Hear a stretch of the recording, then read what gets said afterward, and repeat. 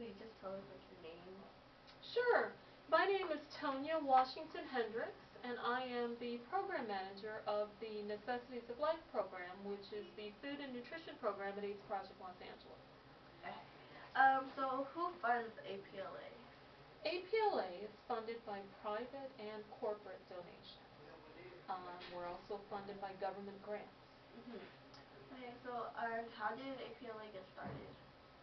How did APLA get started? APLA started when a group of people, a group of volunteers, there was this mystery disease that was out there in the community that was affecting gay people. And this disease, no one knew what it was, but they knew that people were dying of it. So there were a group of guys that formed this hotline to provide information to people who wanted to learn about this mystery disease that at the time was called GRID. It was gay related. I forget, I have to give you the specific name. I'm surprised I don't know that. But it was, they used to refer to it as the gay cancer. And people were calling and trying to find out about this. So APLA was founded by these guys that started this hotline where people could call and get information about this disease that people did not know about, that eventually was named AIDS, or acquired immune deficiency syndrome. Okay. And what are the requirements to be eligible to receive food? The requirements for the food program, because the food program is funded by private and corporate donations as well as government grants, our funders tell us sort of the eligibility for the program, the type of food we need to hand out or distribute in the program. So eligibility for the food program is proof of a person's income. A person's income cannot exceed $1,395. In the food program, a very large percentage of the people that shop in our program live at or below the poverty level. Oh. So proof of a person's income, proof of a person's residency, meaning you must live in Los Angeles County. You can be undocumented and receive groceries from the food program, but you must show that you live in Los Angeles County. So proof of income, proof of residency, a copy of your diagnosis form, meaning you must have, we're an AIDS-specific program, so you must have a diagnosis of HIV or AIDS in order to qualify for the program. And a nutrition screen or completion of some form of nutrition education. So we're not just a program where you would come in and just get bags of groceries. We want to educate you on the benefits of food and nutrition, medication adherence, all of those aspects of food. Oh, okay. And then how do you guys select the food that you distribute? Because we are funded by government grants, we are mandated, or one of our funders has established what we refer to as a standard of care. So, in addition to working at AIDS Project Los Angeles, I'm also a commissioner on the Los Angeles County Commission for HIV. The commission has a subcommittee called the Standards of Care Committee, and that particular committee sort of sets the standards for how services are supposed to be implemented for those programs that are funded by Ryan White funds. So APLA, or the Food and Nutrition Program, receives Ryan White funds, and we have a standard of care that we need to follow, and that standard of care sort of dictates the type of service, that we have bilingual staff to work with our monolingual Spanish-speaking clients.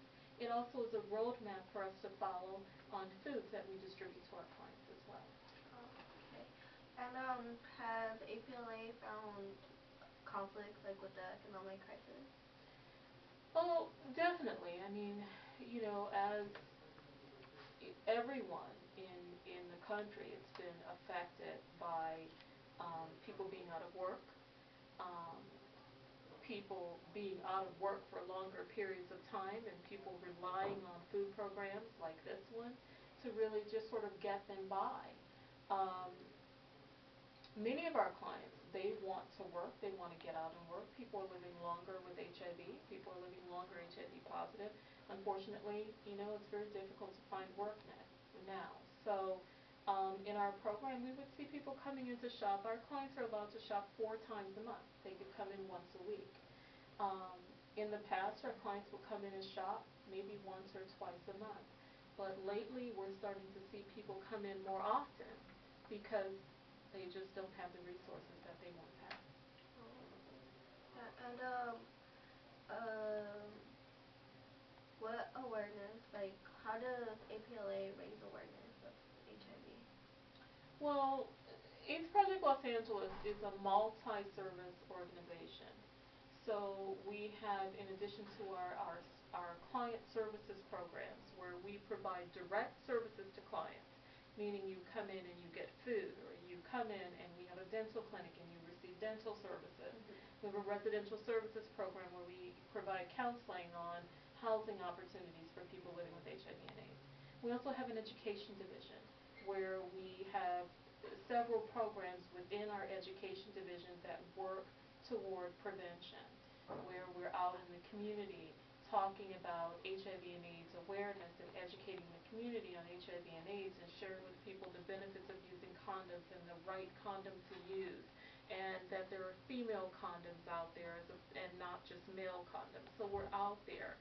We have our PSAs that we're doing. We're working with other organizations in the community simply to get the message out.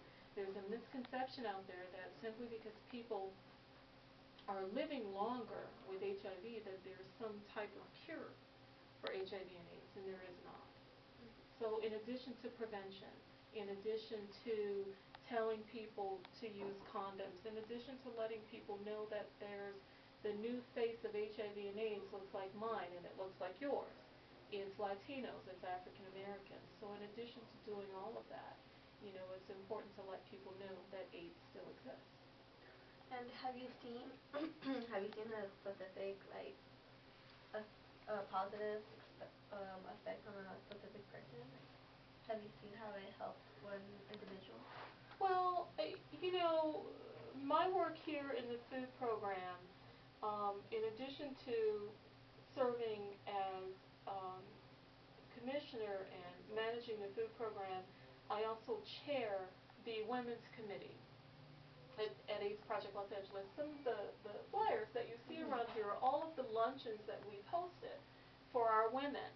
So our women's committee came about where we wanted to create a welcoming environment for women.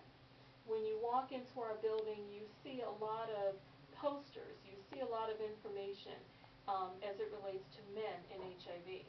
We wanted to find out what women thought. So we had these focus groups, and we had women come in and talk about what they want to see at AIDS Project Los Angeles. Women talk a lot about, there's a sense of community with gay men who are HIV positive. There are services out there. There's a lot of information out there. They seem more willing to talk about HIV and AIDS. But with women, it's very different. And we found in our focus groups that women are very private. Women don't want other women to know because they think they'll tell someone. So there's this sense of isolation with women and girls who are HIV positive. They don't want anybody to know. They don't want to talk about it.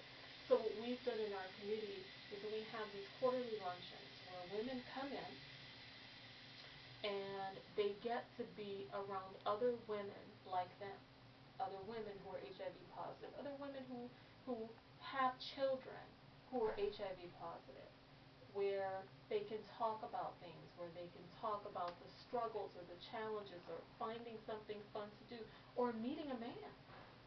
Just because you're HIV positive doesn't mean you don't want to get out and meet someone and date and do all of the fun things that those of us who aren't HIV positive take for granted.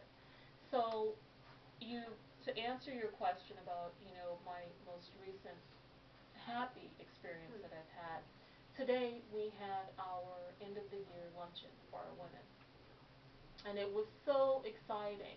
We've sort of seen attendance drop, but today we had this luncheon and it was called Coping with the Holidays, where we had a speaker come in and, for you all, you spend the holidays with your families and you exchange gifts and, you do all of these things.